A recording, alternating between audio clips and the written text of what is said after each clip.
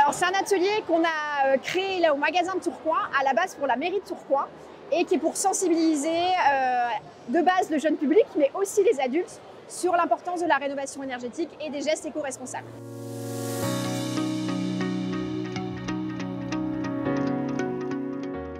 Bonjour et bienvenue à la Maker Faire de Lille. Ici on est sur le stand de Leroy Merlin et là je vous invite à participer à l'atelier de Jouons la réno.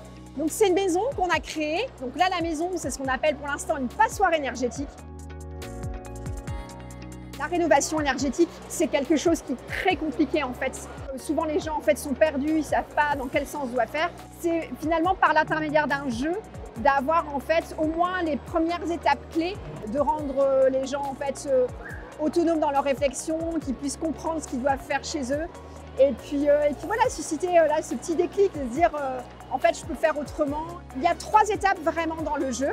C'est que d'abord déjà on va vraiment comprendre ce qu'on appelle l'IVCP. Isoler, ventiler, chauffer, produire. Parce que c'est finalement ce qui est le plus important dans la rénovation énergétique. Et puis aussi, comprendre aussi des petits gestes éco-responsables en plus. Comment bien utiliser son chauffage, comment du coup aussi économiser de l'eau. J'ai plein d'éléments sur la table qui vont permettre justement la rénovation énergétique. Et c'est de replacer chacun de ces éléments sur ces étapes primordiales. Et une fois que tout est placé, la maison du coup peut placer en classement énergétique de G à A.